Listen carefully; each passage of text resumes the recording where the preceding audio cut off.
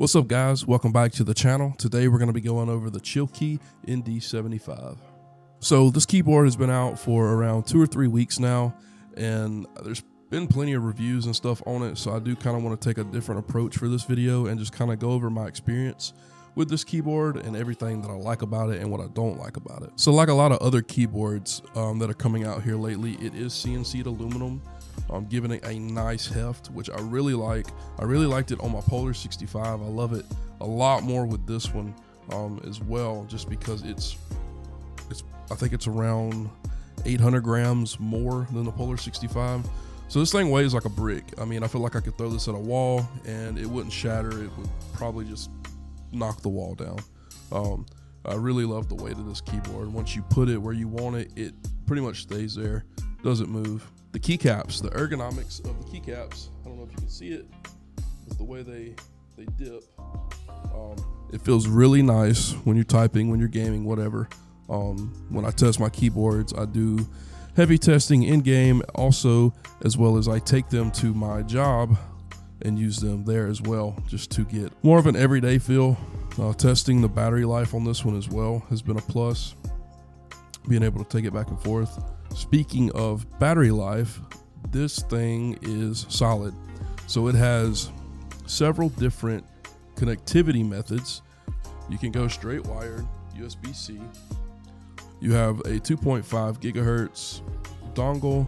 I believe it has Bluetooth, and then a couple other settings. I can't remember off the top of my head. Like I said, I want to do this video a little different. There's plenty of reviews. I kind of missed my chance with this one because I was having some issues with it, so I wanted to make sure that everything was good before I did a video on it. So speaking of the battery life, I fully charged this thing last Thursday evening, so 7-8 days ago, fully charged, and it lasted until today. Really, it hit 4% today, and this is all I've been using. So that's heavy gameplay, that's taking it to work, using it at work all day, bringing it home, using it again, just gaming and work every day.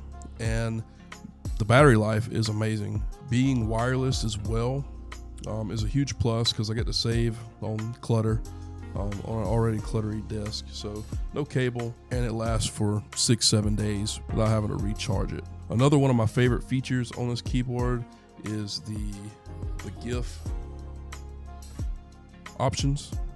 So you can use this little screen, you can upload GIFs. It comes stationary like a little pet, but you can upload all your favorite GIFs and stuff like that, images, art, whatever. It is limited to a certain size of file, so not everything that you would like to upload can be uploaded.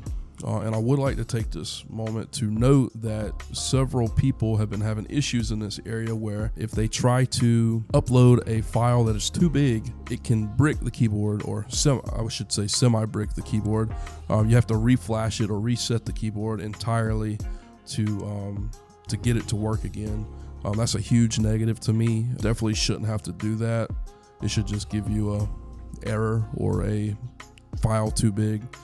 Instead of it trying to force it and bricking or halfway bricking the keyboard itself. Not only has that been an issue, I have had so many issues with it at the start. A full day and a half this thing worked beautiful wired. I played it about a day wired, and I swapped to wireless perfectly fine for about half a day, and then I started getting almost like an input lag. And on this keyboard, you can adjust all of that in the terrible web-based, or actually it's not web-based yet, they have one on the way, but it's a driver thing that you have to download. It's terrible. I wouldn't even worry about it other than to change the GIF or image on your keyboard. But there's been so many people having issues with this keyboard. Like I said, after about a half day of using it wireless, I started getting a weird input lag with the keystrokes. Either the keystrokes would take 3 to 5 seconds of an input delay before they register, and if you're typing or whatever, after that 2 to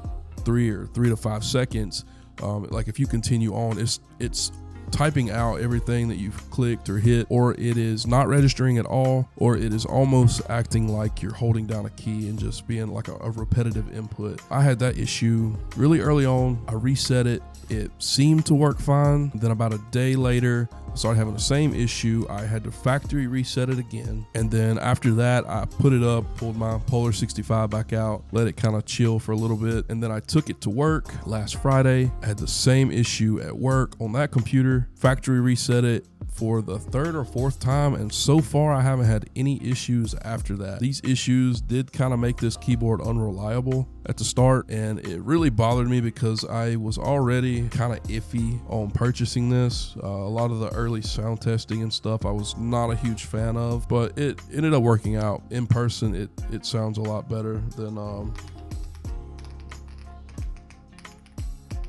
It sounds a lot better in person than it did on the online videos. Nonetheless, all the issues that I was having really bothered me, really worried me that I either had a bad PCB or my computer was giving me problems.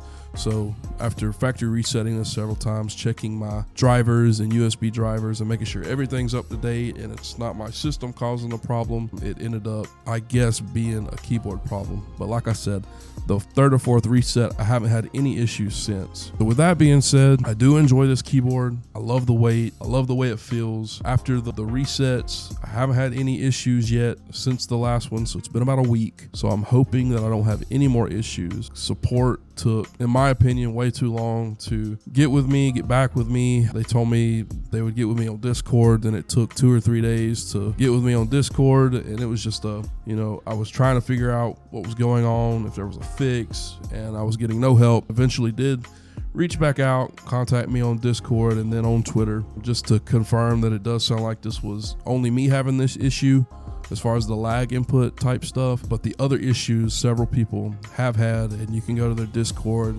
and see numerous people discussing these issues and whatnot. Do I recommend this keyboard? 50-50. If I had not had those issues early on like I did, I would say 100%. But just the fact that these issues persisted for me and the semi-lack of the support side of things, I would hate for somebody to spend the money to get this thing and then have the same issues and then have the same support issues as well. Issues aside, I really do enjoy this thing. And I think you could too. I mean, if you want to risk it, I would go for it if you're comfortable with that. But if not, I would definitely stray away. So yeah, I know this was a little different than my usual. I want to try to go more in depth with all my product reviews and everything like that. But just the issues that I was having with this, and I just felt like it delayed too much. So this is pretty much just my thoughts and opinions on this keyboard rather than a full spec review. I will put a more detailed review in the description below of my written review that I posted on X. If you want to give that a check, I go more into detail on the switches, the sound, the build quality, all the modifications that it comes with that you can do, and all of that stuff. So yeah guys, that's pretty much it for this video. Like I said, I kind of missed the ball on this because of the issues I was having, so I didn't really feel like I wanted to do a full video review in depth and all the specs and all that stuff. Just wanted to give my thoughts and opinions and pros and cons that I've experienced while using this keyboard. But yeah guys, that's it for this video. Please like and subscribe, leave a comment. Yeah, I just want to thank you guys for all of the support that I've gotten so far. Really do appreciate you guys. Some of you guys know who you are that have helped me get to this point and keep encouraging me to push further. And I've been able to take that encouragement and encourage and talk to others who are newly up and coming as well. And I'm really hopeful for the space and what this year holds for a lot of people. There's a lot of hungry people out there, and I really hope that they strive and try to achieve their goals this year. I hope you have a great night, great day. Thanks for watching.